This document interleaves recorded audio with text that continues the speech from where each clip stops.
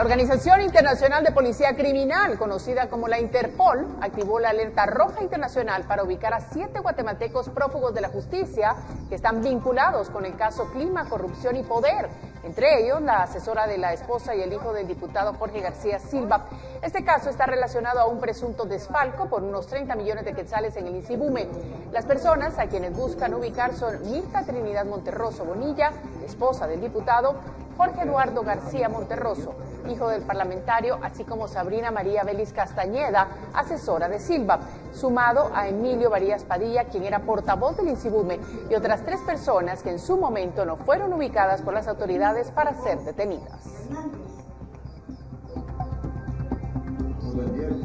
Aquí estamos informando a esta hora en emisión estelar de Noticiero Guatevisión. Gracias por acompañarnos. Vamos de inmediato a la información porque hay muchas noticias. Hasta 200,000 quetzales en solo 3 horas. O tu primera cuota es gratis. Con tasas de interés desde 1.75% mensuales. Llama o escribe al 2300-1234. Multimoney presenta. Al menos 7 personas pierden la vida en accidentes ocurridos en Mixco, Escuintla y Quetzaltenango. En uno de los casos, el piloto conducía en estado de ebriedad. Policía Nacional Civil reconoce presencia del crimen organizado en territorio en conflicto entre Nahualá y Santa Catarina Ixtahuacán en Sololá. En nuestra serie de reportajes especiales, Gobierno Examen, conoceremos las calificaciones que obtuvieron los ministerios bajo el criterio Gestión en Pandemia. Y la variante Omicron infectará a casi todo el mundo, independientemente de su estado de vacunación, aseguró el principal experto en enfermedades infecciosas de Estados Unidos. Hasta 200,000 quetzales en solo 3 horas. O tu primera cuota es gratis. Visita multimoney.com. Llama o escribe al 2300-1234. Multimoney presentó.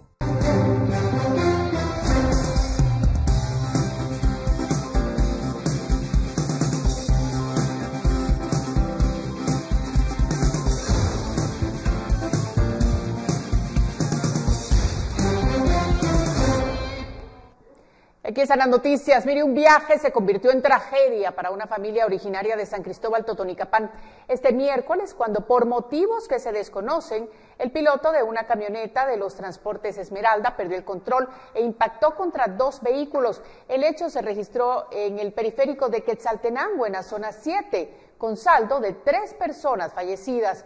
Se trata de un adulto y 2 niñas, identificados como Daniel Vinicio Puaczek, de 27 años, además de las menores Ashley Domingo Puat, de 7, y Marta Puaczek, de 5. Al lugar llegaron bomberos, quienes con equipo especial rescataron a 2 personas que de milagro sobrevivieron y fueron trasladadas a un centro asistencial. ¡Aleluya! ¡El Señor nos salvó! ¡Gracias a Dios! ¡Otra! ¡Gracias, Señor! ¡Gracias, papayito lindo, que no lo mataste!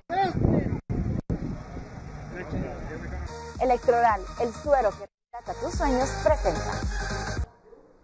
Mire, en el kilómetro 17.5 de la ruta interamericana, un accidente de tránsito ocurrió la noche del martes 11 de enero. Dejó al menos 3 personas muertas y 4 heridas. Esta se ha convertido en una de las rutas más peligrosas del país. El reloj marcaba las 21:53 la noche del martes 11 de enero, cuando un camión que se había quedado sin frenos proveniente de Occidente transportando mangos impactó contra una grúa que se conducía sobre el kilómetro 17.5 de la ruta interamericana jurisdicción de Mixco. La velocidad fue tanta que ambos se cruzaron hasta el carril contrario, impactando a otros 2 vehículos y una motocicleta. Un testigo narró esos segundos de terror que vivieron y que cobró la vida de 3 personas, el piloto de un pick-up, el de una motocicleta y una mujer que viajaba en un sedán. Por lo que yo vi y entiendo, el camión empujó a la grúa, pero el camión venía sin frenos y hedía demasiado a fricción quemada acá. Había una gran nube de humo. Estaba en shock, estaba confundido, oía gritos en la grúa, gritos de una señorita que pedía auxilio en el barranco. Y cuando vine a ver, a auxiliar al señor que estaba tirado, me di percato que estaba partido a la mitad. En un segundo, todo le cambió a todas estas personas. Un segundo fue todo, no más, un segundo. porque yo cuando escuché la explosión y vi que ya venía encima, lo más que pude dar fue un paso cuando todo ingresó acá al taller. Un segundo fue todo. Por un segundo estoy vivo. 7 kilómetros de la ruta interamericana entre la jurisdicción de Misco y San Lucas se han convertido en los últimos años en los más peligrosos. Sin embargo, las autoridades aseguran que quien debería actuar en este momento es la Dirección General de Caminos, así como el Ministerio de Comunicaciones. Según el reglamento de tránsito, estos podrían viajar no más de 60 kilómetros por hora. Esto quiere decir que a veces no se escatima esta situación y pierden los frenos debido al calentamiento, la fricción que hay. La Policía Nacional Civil informó que detuvo a Erlán Josué Beta Morales, de 37 años, de nacionalidad nicaragüense, señalándolo de ser el conductor del camión. Sin embargo, Guatevisión y Prensa Libre habló con los dueños de la grúa y aseguran que él es su trabajador y quien se dio a la fuga es el piloto del camión, que se quedó sin frenos y arrastró consigo a los 4 vehículos. Luego de las diligencias del Ministerio Público, personas también encontraron dentro de este camión que se habría quedado sin frenos un DPI perteneciente a un hombre que, según los datos, es de Comitancillo, San Marcos. Sin embargo, la policía indicó no podía llevárselo pues las diligencias habían terminado. Con imágenes de Elmer Vargas, reportó Andrea Domínguez. Electroral, el suero que rehidrata tus sueños, presenta. Mire, de esta tragedia 4 personas sobrevivieron y fueron llevadas al Hospital Roosevelt, 3 de ellos menores de edad. De estos menores, una niña de 12 años resultó con un trauma cráneoencefálico moderado y trauma esplénico, y un niño de 14 años tiene fractura de húmero derecho en condición estable. Ellos iban a bordo del pick-up que quedó reducido a chatarra en el fondo del barranco. El conductor, identificado como Abimael Eufemio Rivas López, de 40 años, lamentablemente falleció. Otra de las personas heridas es una adolescente de 17 años que viajaba como copiloto del camión que perdió el control. Según el director del Hospital Roosevelt, Marco Antonio Barrientos, ella se encuentra en estado delicado. Tiene un trauma cráneoencefálico severo, además de tener sangre en la cavidad peritoneal. El cuarto herido es el piloto de la grúa, un hombre de nacionalidad nicaragüense, identificado como Erlán Josué Beta Morales, de 37 años, quien tiene una fractura en el miembro superior izquierdo.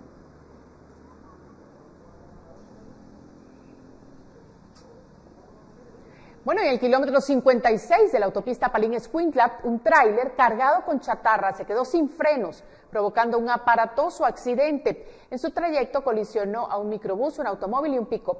Al momento se reporta una persona fallecida que aún no ha sido identificada. Esta viajaba en la palangana del pick-up. Otras 4 personas resultaron heridas, siendo trasladadas por socorristas a diferentes centros asistenciales de Escuintla. Agentes de la Policía Nacional Civil capturaron al piloto del tráiler, identificado como Maynor Alvisures, de 50 años, quien fue trasladado al juzgado de turno de Escuintla.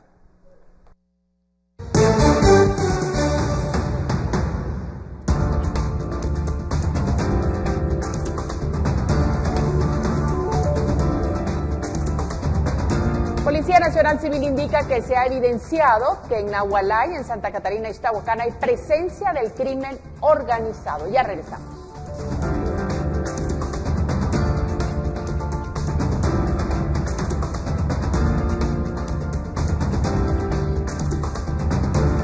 Seguimos con más, aunque según el Ministerio de Gobernación no hay actividades relacionadas al narcotráfico en Nahualá y en Santa Catarina, Ixtahuacán, que aviven el conflicto. Según la PNC, en el lugar sí hay actividades del crimen organizado y de otros tipos de delitos. Por más de 160 años, Nahualá y Santa Catarina y Ixtahuacán han vivido en conflicto a causa de la delimitación territorial. Sin embargo, según la Policía Nacional Civil, se ha evidenciado que en el lugar hay presencia del crimen organizado, además de otras actividades delictivas como tráfico de personas y de armas. La ruta se presta para tráfico de armas, hay tráfico de armas, lavado de dinero, hay grupos armados, de verdad, que realmente también ya tienen una atención por asociaciones ilícitas.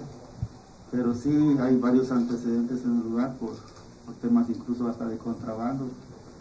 O sea que en tema de investigación criminal, pues hay una serie de casos ya procesados ante el Ministerio Público. Sin embargo, Gobernación niega que existan actividades relacionadas al narcotráfico. Pese a ello, no respondieron sobre la naturaleza del conflicto, tomando en cuenta que en el lugar se ha evidenciado que la población cuenta con armas de grueso calibre. El argumento de las autoridades es que las investigaciones continúan. Solo le puedo adelantar que se está realizando las investigaciones conjuntas con el Ministerio Público. Ya se está recabando toda la información y revelar algunos datos, pues obviamente podría poner en riesgo la investigación. 5 días han pasado desde los actos violentos en los que un agente de la PNC perdió la vida y otros 57 resultaron heridos, de los cuales 9 fueron atacados con armas de fuego 9 milímetros. La PNC asegura que los agentes el día del operativo se iban armados, pese a que algunos elementos señalaron que la instrucción fue realizar los allanamientos sin armas. El tema fue cuestionado por parte de los parlamentarios durante una citación. Que dice usted una cosa, la comisaría dice otra. Entonces, la cuestión es poner a la gente de pechito y ustedes cómodamente sentados aquí y allá recibiendo a los compañeros con los audios que usted acaba de escuchar. ¿O escuchó los audios? ¿O tiene algún problema de oído? Con imágenes de María José Bonilla, informó para el noticiero Guatevisión, Henry Montenegro. Bueno, el martes el presidente Alejandro Yamatei ofreció en Sololá que si hay avances en el proceso de paz entre Nagualá y Santa Catarina y Ixtahuacán, otorgarán 50 millones de quetzales a cada municipio para diversas actividades. Consultadas las autoridades sobre la disponibilidad de fondos, respondieron lo siguiente. Habría que ver si estos proyectos que están haciendo no están ya dentro del listado geográfico de obras de los consejos de desarrollo. Esa calle, esa carretera, entiendo ya la están haciendo, pero si en caso fuera algo totalmente nuevo, sí claramente habría que readecuar.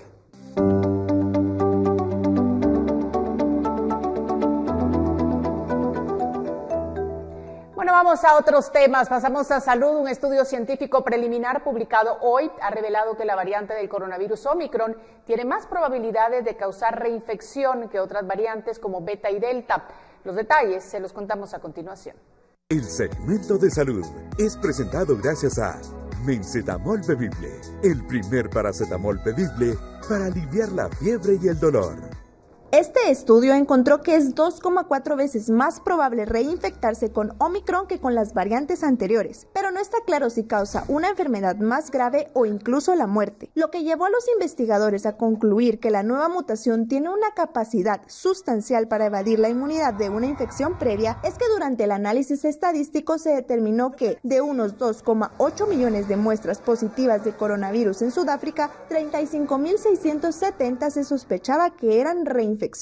Según los científicos, esto explicaría parcialmente cómo se ha extendido la nueva variante, ya que en casos anteriores la infección solía proteger contra la variante Delta, por ejemplo, pero ahora con Omicron ese no parece ser el caso.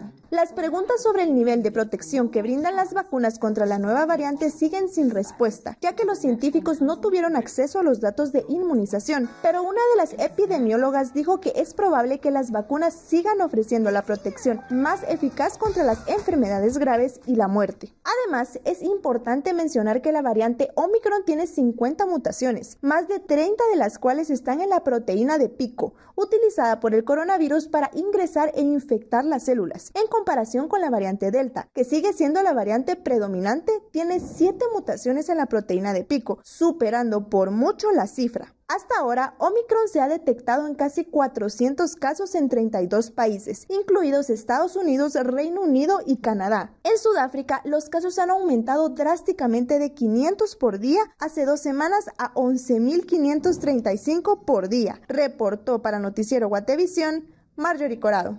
El segmento de salud fue presentado gracias a Mencetamol Bebible, el primer paracetamol bebible para aliviar la fiebre y el dolor. Vamos a hacer una pausa comercial, pero ya regresamos con más.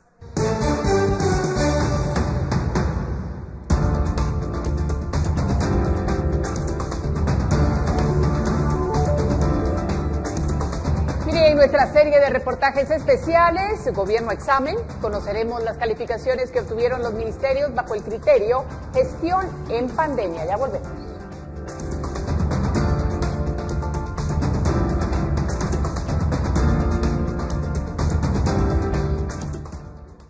Mire, a 2 días de que el presidente presente su informe de labores, seguimos con nuestro reportaje de Gobierno Examen. Hoy, el periodista Carlos Kestler nos cuenta las calificaciones que obtuvieron los ministerios en el manejo de la pandemia del coronavirus. Es el tercer día que examinamos el mandato del presidente Alejandro Giammattei y hoy nos toca hablar del tercer criterio. Sí, la gestión de la pandemia. No requiere mucha explicación. Cuando hablamos de este criterio nos referimos a la capacidad del ministerio de tener un rol activo para continuar con sus propios programas de atención durante el coronavirus. Sin más preámbulo, volvamos a los números. Esta vez no tenemos un top 3. Sino un top 5. En primer lugar estuvo el Ministerio de la Defensa, que sacó 84 puntos. En segundo, de manera empatada, están los Ministerios de Economía y de Trabajo. Y en tercero están los Ministerios de Relaciones Exteriores y de Finanzas, ambos con 67 puntos. En medio quedaron estos 6 ministerios, separados por 9 puntos. Ahora, del otro lado, los ministerios que peor han manejado el COVID-19 son 3. El Ministerio de Agricultura sacó 53 puntos, la cartera de Comunicaciones 52 y por último, pero no menos importante, está Salud, que sacó 28 puntos. Son 24 los que separan a Salud del penúltimo lugar. Por tercera vez consecutiva, Salud está entre los peores evaluados de este examen. No solo es de los menos transparentes y depende de una mala gerencia, sino que ahora está entre los peores que han manejado la pandemia. Mire, no hay nadie más apropiado para conversar sobre el combate a la pandemia del COVID-19 que el propio ministro de Salud, Francisco Coma. El reportero Carlos Kestler lo visitó en su oficina y esta es la entrevista. Bueno, gracias, ministro Francisco Coma, por haber estado, o por estar aquí más bien en las cámaras de Noticiero Guatevisión para nuestra evaluación del gobierno de examen, los 2 años del presidente Alejandro Giammattei. Durante varios días ya hemos publicado las calificaciones globales de los 14 ministerios y el Ministerio de Salud que usted dirige es el que se sitúa en el último lugar con 36 puntos. La primera pregunta es entonces, ¿usted cómo recibe esa calificación? ¿A qué se le atribuye? ¿Por qué ese número tan bajo? Bueno, vea, yo creo que hay varios factores que pueden influir sobre la evaluación.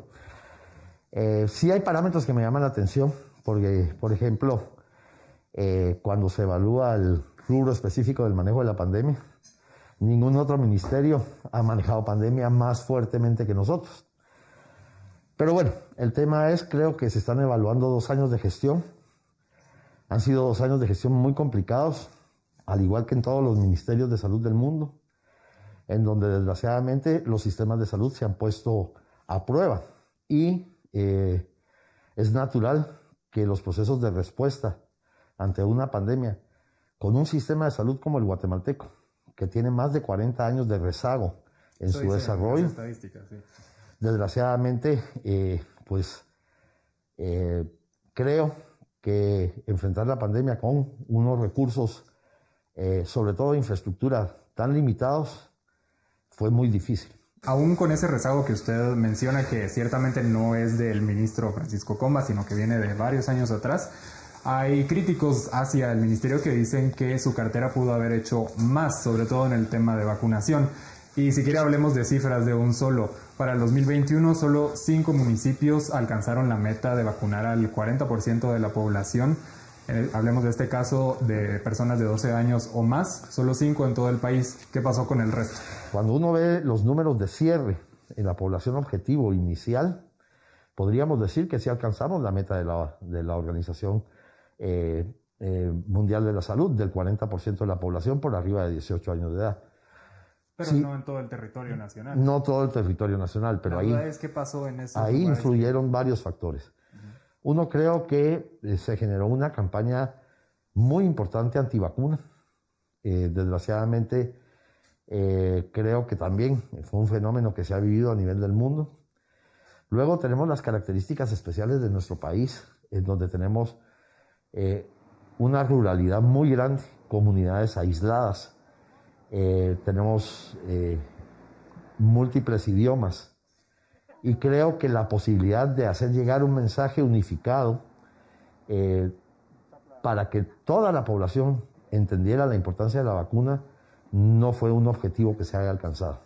¿Usted lo reconoce? Que no Yo reconozco que ese objetivo fue un objetivo que se quedó rezagado, a pesar de que se hicieron los esfuerzos. ¿Y por qué quedó rezagado?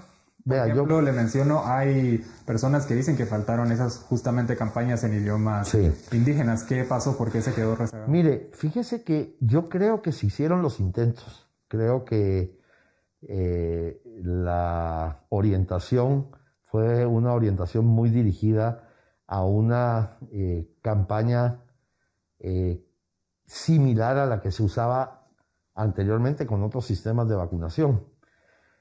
Pero creo que en esta vacuna específicamente, como se generó un mensaje de tanto temor de que si la vacuna mata, que si la vacuna deja estéril, la parte que vinculaba que si la vacuna tiene un chip, creo que la combinación del miedo y el hecho de haber tratado de hacer una campaña convencional nos demostró que no estábamos cumpliendo los objetivos. ¿Y usted diría que la cuestión o el tema de los fondos también tuvo un papel importante para ese rezago? ¿No el hecho de que no hubiera dinero? No, yo creo que tuvimos dinero. Usted mencionaba que el dinero se utilizó, pero hay veces que los datos reflejan lo contrario. Por ejemplo, de todas las leyes que fueron aprobadas, ese paquete, y todos los fondos que se hicieron disponibles luego de la intervención del Congreso, esos 4.400 millones, o aquí tengo el dato, más bien 1.400 millones no se ejecutaron al final del 2021. Bueno, ahí hay dos factores que hay que reconocer. ¿Por qué no se ejecutó ese dinero? Mire, hay un fondo de aproximadamente 500 millones de quetzales, o sea, más o menos la mitad, que correspondía a la posibilidad de seguir comprando vacunas. Y esto, ante la situación para el cierre de año, con la disponibilidad que teníamos de vacunas, entre las que se habían adquirido ya con Sputnik, más las que se habían adquirido con AstraZeneca, más las que estábamos recibiendo en concepto de donaciones y sobre todo tomando en consideración dos aspectos fundamentales de estos fondos. Tenían un direccionamiento específico a 3 rubros concretos. No estoy hablando en este momento del dinero de la vacuna. El de la vacuna eran 1.000 millones específicamente dedicados a vacuna. Y no se podían utilizar para nada más que la adquisición de vacuna. Pero nosotros, y eso sí ya en mi gestión, que son 3 meses, me hubiera correspondido ejecutarlos a mí. Pero ¿cómo puedo ejecutar 500 millones de quetzales cuando tengo más o menos unos 9 millones de vacunas disponibles? Y tengo una tendencia en donde más o menos el 40% de la población no se quiere vacunar. Hubiera sido un acto de irresponsabilidad. Y por lo tanto el dinero queda ahí. Decía que hubiera sido irresponsable seguir comprando más cuando las que ya habían en Guatemala, las que ya estaban acá, pues no eran bien recibidas necesariamente por todos. Pero ¿no cree que precisamente el hecho de que no eran bien recibidas también fue por causa en parte de lo que hizo el Ministerio de Salud, el secretismo de las Sputnik, el hecho de que no hubo campañas? Yo considero, y para ser honesto, que desde la perspectiva del secretismo, yo no puedo hablar de secretismo, primero porque al igual que cualquier persona que firma un acuerdo de confidencialidad, se debe uno de apegar y regir a lo que el acuerdo de confidencialidad exige o pide. Que ni se le quiso compartir a entidades del mismo Estado. So pena de que se incurra en una penalización para el Estado de Guatemala. Pero entonces la duda que queda es ¿por qué dejar que Guatemala dependa de este tipo de contratos y no haber, por ejemplo, agilizado la propuesta de ley para adquirir Moderna y Pfizer que lo necesitaban antes? Es que mire... esa ley fue presentada hasta mediados de 2021. Es lo que le digo, yo no estuve en las negociaciones iniciales. Sé que había unas condiciones muy complejas desde el punto de vista de cómo se debía de manejar los procesos de resarcimiento. Guatemala no tenía un marco regulador, ¿sí? Y por lo tanto, cuando se enfrenta a esta situación, es cuando se tiene que tomar la decisión de ir al Congreso. Y esto, pues de alguna manera es un proceso que finalmente va abriendo y despejando caminos. Y regresando a las Sputnik, usted mencionaba que pues se tuvo que recurrir a esa opción porque el tema de Moderna, Pfizer, que necesitaban una ley, representó un esfuerzo adicional para crear el marco regulatorio. Correcto. El asunto ahí es que mientras los funcionarios estaban en ese proceso, los contagios seguían y las personas pues seguían muriendo. ¿Usted diría que el negocio de las Sputnik fue beneficioso para Guatemala? ¿Fue un buen negocio? Mire, yo no puedo hablar de un negocio para un bien tan preciado como es una vacuna. Pienso que fueron las decisiones oportunas en el momento oportuno. Cuando usted tiene la necesidad de enfrentar una pandemia, ¿sí? Y tiene una gama de proveedores, pero de los cuales solo uno se adhiere a las necesidades en forma inmediata, que es de acuerdo a lo que yo sé, lo que sucedió en ese momento, había que tomar la decisión. Yo creo que la decisión de la doctora Flores en su momento fue una decisión valiente y correcta. Y antes de que terminemos, no quisiera que culminemos la entrevista sin mencionar otros temas, porque la salud en Guatemala no solo es el COVID-19 o la vacunación, la desnutrición, que es uno de los temas medulares de este ministerio y que el mismo presidente Giammattei ha dicho que es una de las prioridades más grandes de su gobierno. Correcto. La duda que siempre queda es cómo se puede decir que es una prioridad cuando se le recortan fondos. Por ejemplo, en 2021 137 millones y desde 2016 se le viene recortando fondos al programa 14, que es el de la desnutrición. Bueno, mire, yo puedo decirle que probablemente cuando se habla de recortar fondos también hay que ser muy cuidadoso, porque recordemos que aquí hay una participación multisectorial y hay muchos ministerios trabajando alrededor del combate a la desnutrición. CESAN, Desarrollo, Agricultura. Entonces, a veces lo que hay es una transferencia de fondos de un ministerio a otro. Eso puede ser. Creo que desde el Ministerio de Salud nosotros nos hemos enfocado mucho en fortalecer la relación interinstitucional para ir a la búsqueda de una mejor ejecución del total de los fondos que se asignan a la desnutrición crónica. Pero, por ejemplo, y a la desnutrición aguda. Sí, pero este año, o el año pasado, que acaba de terminar 2021, los fallecidos por desnutrición de 5 años o menos se duplicaron. Eso muchos dicen que es un reflejo del poco esfuerzo del Estado en combatir el problema. Vea, yo creo que siempre vamos a tener datos muy claros que nos hablan de la eficiencia o no de un programa. Y efectivamente, si tuvimos más fallecidos, se puede en determinado momento cuestionar los resultados o el éxito de un programa. ¿Usted qué diría? Yo creo que cada muerte, y esto es Francisco Coma, es un costo enorme para el país.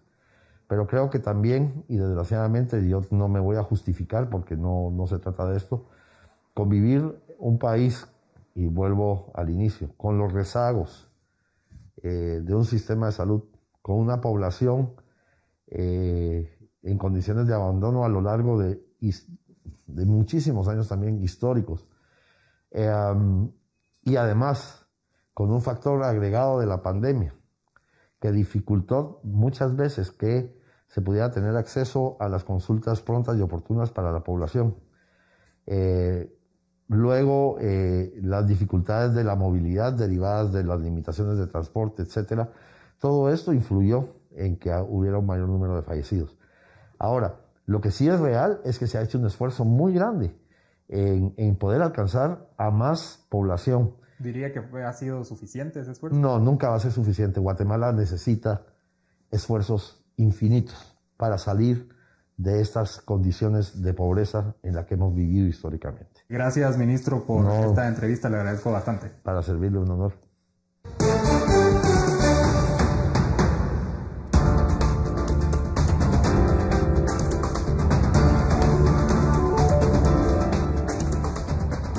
Al programa Razón de Estado. Al regresar, el ministro de la Defensa confirma que militares señalados de narcotráfico se irán de alta y con salario. Entérese de esto y mucho más después del programa Razón de Estado.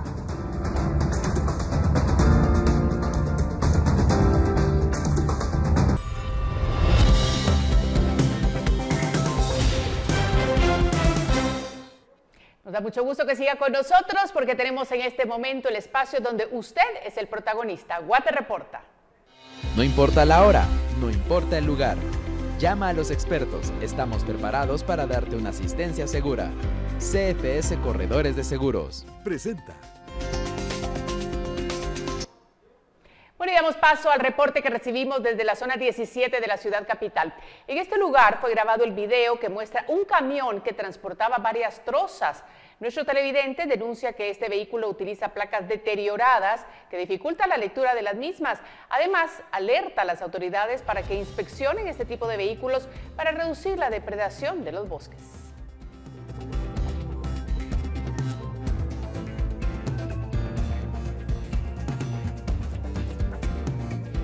Bueno, y ante la racha de accidentes de tránsito que en las últimas horas se han registrado en nuestro país, es oportuno presentarles el video que este miércoles grabó Rolando Galicia.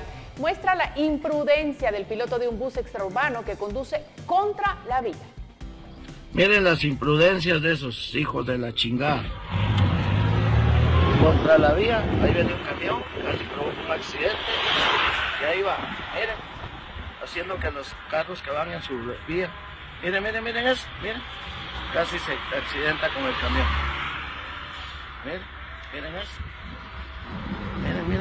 miren las abusiveces, intentando provocar accidentes. Bueno, prudencia y precaución. Ahora vamos con el reporte que nos envió la familia Mérida de la Reforma San Marcos. Se trata de la celebración del cumpleaños número 106 de la señora Higinia Mérida. La familia nos escribió que la cumpleañera cuenta con buena salud y lucidez, por lo que agradece a Dios por permitirle seguir disfrutando de su compañía. ¡Felicidades! En CFS Corredores de Seguros contamos con un grupo de expertos que están preparados para una asistencia personalizada. Somos la buena experiencia de estar asegurado. Presentó. Bueno, y continuamos como parte de las próximas actividades en veneración al Cristo Negro de Esquipulas. Algunas iglesias de la ciudad capital se preparan para las siguientes actividades de los próximos días, como lo es la parroquia Esquipulitas, que contará con 3 diferentes eucaristías el próximo fin de semana. Muchas parroquias que cuentan con la réplica del Cristo Negro en algunas partes del territorio nacional se preparan para las siguientes actividades programadas para los feligreses que se hagan presente. La parroquia Esquipulitas de la zona 11 de la ciudad de Guatemala realizará únicamente actividades litúrgicas que consisten en la celebración de la Eucaristía en distintos horarios los días 15 y 16 de enero, a las que podrán asistir los feligreses. Las imágenes de la réplica del Cristo Negro crucificado se han extendido a varias ciudades y países, con lo cual se mantiene viva la devoción para una de las imágenes que representan a Jesucristo, que por más de 500 años ha sido buscado por la gran cantidad de milagros que ha quedado demostrado en los feligreses católicos. Las eucaristías previstas para los próximos días son el día 14 de enero para los miembros activos de la comunidad parroquial. El sábado 15 se celebran 4 eucaristías en los horarios de 7 y 10 de la mañana y 5 y 7 de la noche. Además, el domingo 16, la eucaristía será en el horario de 7, 9 y 11 de la mañana y la última por la noche a las 6 de la tarde. También el pasado fin de semana, el abad Héctor Sosa, encargado de la Basílica de Esquipulas, informó sobre las medidas de seguridad que se estarán tomando en los próximos días por la veneración del Cristo Negro. Mantendrán los protocolos de bioseguridad y se cerrarán las puertas a las 10 de la noche. A todas las personas que asisten a las diferentes eucaristías el fin de semana, pues se les incita a aplicarse gel y tomarse la temperatura en la entrada de la parroquia, como también utilizar la mascarilla en todo momento. El aforo será limitado y únicamente será de 64 personas. Con imágenes de María René Barrientos, reportó para Noticiero Guatevisión, Fernando Cabrera. En otras noticias, el Congreso de la República se sesionará de forma extraordinaria este jueves 13 de enero a las 2 de la tarde para convocar a la integración e instalación de la Comisión de Postulación que elaborará la nómina final de 6 aspirantes al cargo de fiscal general y jefe del Ministerio Público, tomando en cuenta que este año la actual fiscal general, Consuelo Porras, finaliza su periodo como jefa del ente investigador que se renueva cada 4 años. La nómina final es enviada por la postuladora al presidente de la República, quien elige al profesional del derecho que ocupará el cargo por los siguientes 4 años. Y el mes pasado fueron detenidos 3 oficiales del Ejército por presuntos vínculos con el cártel Jalisco Nueva Generación.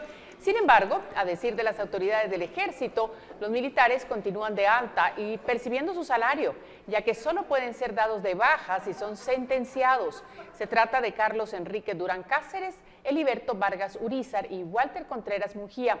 En el caso de Durán Cáceres, figura en las fotografías en las que le muestra al presidente Alejandro Yamatei la aeronave no tripulada que recientemente compró el Ejército. Este día, en el Juzgado Séptimo, dio inicio la primera declaración de los 3 oficiales. Sin embargo, el caso se encuentra bajo reserva. Ellos continúan de alta en el Ejército porque nosotros no podemos despedir a alguien que está en un proceso, ¿verdad? Ellos se encuentran en proceso. Una vez a alguien que esté de alta en el Ejército es condenado, entonces automáticamente se establece que causa baja del Ejército de Guatemala. Es decir, que continúan presionando sus salarios y todo tipo de prestaciones. Ellos continúan de alta en el Ejército de Guatemala. Hasta que exista una sentencia. Hasta que exista una sentencia.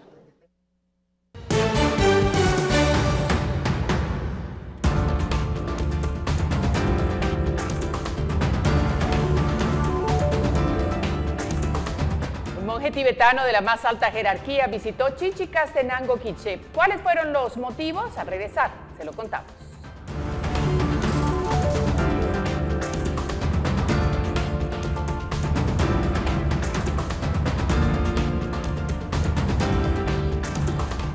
Mira, un monje tibetano de la más alta jerarquía visitó Chichicastenango, Quiché, en donde se reunió con autoridades indígenas con el propósito de conocer la cultura maya de Guatemala.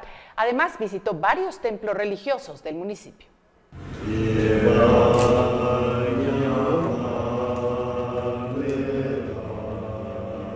De esta forma, su santidad, Drinkun Kyabong Chetsang Rinpoche, un monje tibetano de la más alta jerarquía, elevaba una oración en una reunión que sostuvo con las autoridades indígenas de Chichicastenango, Quiché. El líder religioso tibetano llegó a Guatemala interesado en conocer la cultura maya y deseó que todo el sufrimiento se acabe y que exista prosperidad para todos.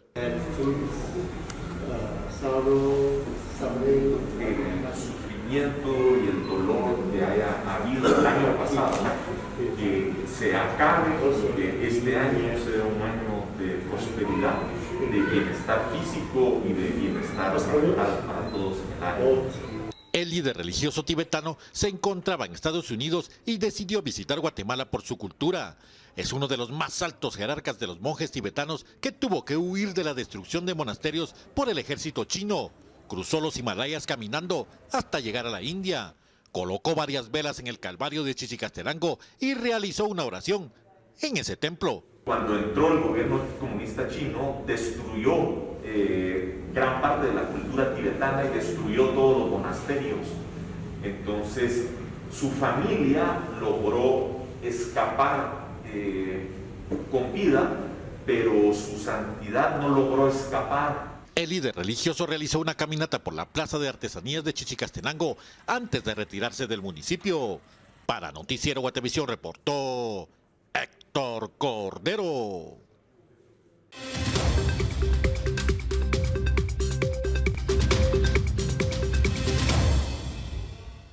Tenemos noticias del mundo. Las autoridades mexicanas atendieron a 38 migrantes lesionados en un accidente vial en el oriental estado de Veracruz, según informaron autoridades de Gobernación de México. Según explicaron en una conferencia de prensa desde el Palacio Nacional, un tráiler en el que viajaban 38 migrantes chocó en la autopista Veracruz-México, en el municipio de Nogales, en el estado de Veracruz. Se está atendiendo a los migrantes como también a las autoridades que están revisando en qué los transportaban y quién los transportaba. Nuestra prioridad es la protección de los migrantes, garantizar el libre tránsito, aseguró el funcionario de Gobernación. Mire, un pasajero irrumpió en la cabina de un avión en el Aeropuerto Internacional Ramón Villeda Morales, en Honduras, y dañó el avión cuando estaba abordando un vuelo a Miami antes de ser detenido. Los miembros de la tripulación intervinieron y el hombre, que no fue identificado de inmediato, fue arrestado por las autoridades locales. El sospechoso corrió por la pasarela y entró en la cabina, dañando los controles de vuelo e intentando saltar por una ventana que estaba abierta mientras los pilotos intentaban detenerlo. El episodio ocurre en momentos en que los trabajadores de las aerolíneas estadounidenses y las agencias gubernamentales han informado un fuerte aumento en los altercados con pasajeros agresivos y violentos durante el último año.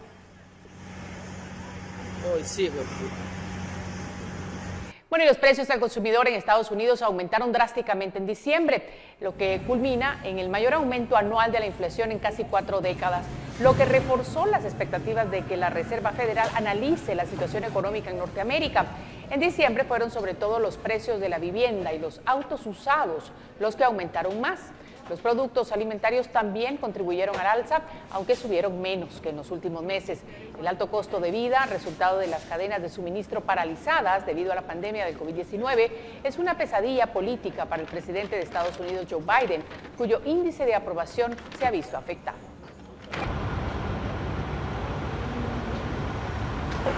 Mire, la variante del coronavirus Omicron infectará a casi todo el mundo, independientemente de su estado de vacunación. Así aseguró el principal experto en enfermedades infecciosas de Estados Unidos, Anthony Fauci. Fauci también dijo en una audiencia en el Senado estadounidense que los no vacunados tienen 20 veces más probabilidades de morir, 17 veces más de ser hospitalizados y 10 veces más de infectarse que los vacunados. Los que todavía no están vacunados se van a llevar la peor parte en el aspecto grave de esto, indicó el experto.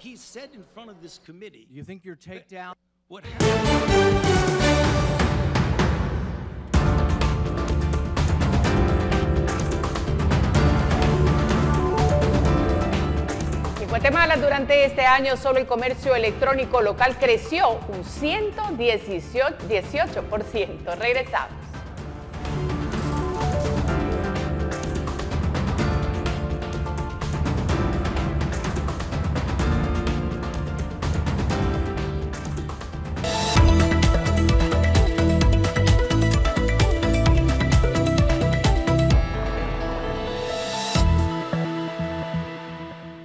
Bueno, y a esta hora ya llega Paula Osaeta y eso quiere decir que es momento de que hablemos de dinero.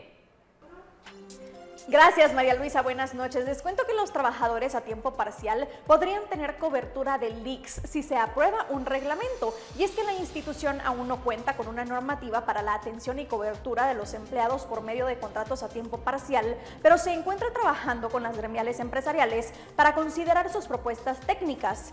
El ICS expuso que es de interés primordial ampliar y garantizar la cobertura para todos los trabajadores, pero también se debe mantener el equilibrio financiero y proteger los fondos de los programas de enfermedad, maternidad y accidentes y el de invalidez, vejez y sobrevivencia. Por el momento, en las planillas que los patronos presentan a esa institución, solo se permite agregar a quienes aún laborando en tiempo parcial ganan igual o más que el salario mínimo mensual. Quienes no llegan a ese monto no pueden ser incluidos. Y en otros temas, desde que inició la pandemia, el comercio electrónico ha sido el ganador. En Guatemala, durante ese año, solo el comercio electrónico local creció 118% y la tendencia sigue similar. En el 2021, el comercio electrónico local creció 64% y aunque es menos que el 118% incrementado en el 2020, es un buen número que se mantendrá durante todo este nuevo año y los próximos. Juan José Castillo, gerente de la Unidad de Comercio Electrónico de Cámara de Comercio, comenta las grandes oportunidades del e-commerce. Vemos muchas oportunidades y eso nos marca mucho en base a las tendencias también que ha habido no solamente en Guatemala, sino que en la región, hablemos un poco de América Latina. Entonces, yo creo que las oportunidades siguen existiendo en la parte de logística. La parte de logística sigue siendo un pilar fundamental en el desarrollo del comercio electrónico. Y Guatemala en los últimos 2 años ha dado un salto en ese aspecto. Otra oportunidad es para los empleados de las empresas, pues este podría ser un año para capacitarse en comercio electrónico. Si hablamos de las tendencias en categorías, Castillo menciona que seguirán liderando los productos tecnológicos, ropa y calzado y alimentos.